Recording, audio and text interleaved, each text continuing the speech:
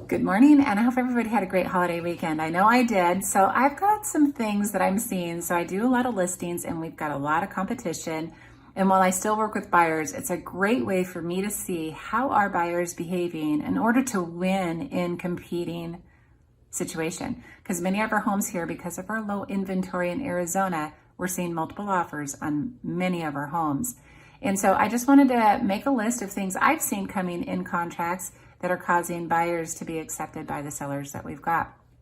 And of course, the asking price right now, it's almost like in very competitive situation, the list price is almost like your base price, and it's like an auction effect, and many people are competing above on price. So as a buyer, we're seeing buyers compete above asking price. And many of you may know that. It's probably a given, but I do want you to know that's the number one thing we're seeing. And they're doing large earnest money deposits. Now here in our contracts, an earnest money deposit's not even required. However, it's pretty standard that a buyer will put an earnest money deposit down. And we call that risk money. What is a buyer willing to risk if something goes wrong and they're unable to perform, sort of in a breach status? There's many outs that they can get that money back.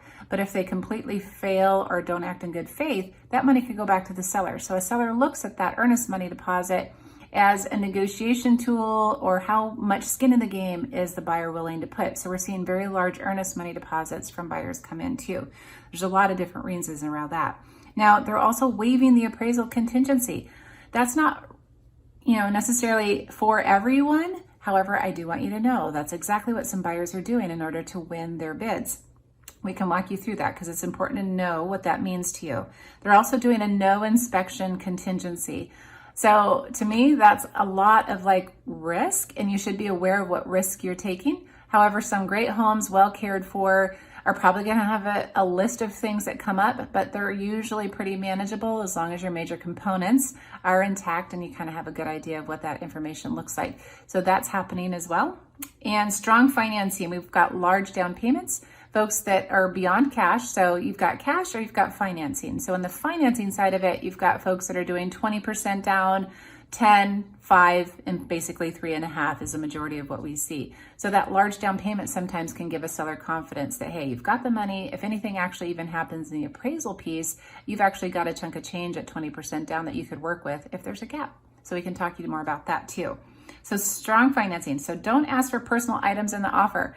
I can't believe how some people will lose a home over a refrigerator, washer, dryer, or something else that's a personal property item in the home. And do you really want to lose your house over a refrigerator, washer, and dryer? Yes, they have value, but I'm telling you, some folks are really adamant about those features and lose a home over it. So that's an interesting fact, but you should know the difference. And offer to buy the home as is. We're seeing folks say, we're not going to ask for any repairs, so we'll take it as is. Our Arizona contracts are already written for an as-is sale with repairs as a negotiation item. So those are some of the top tips of what we're seeing. We do see folks writing letters, and I know I'm running out of time. So there is some more information that we can help you through if you've really been struggling about how to win that bid. Let us walk you through some of the additional steps that buyers are taking so that you can build a plan, so that you can get the keys to your new home. Make it a great day. Your choice matters. We'll look forward to talking to you soon.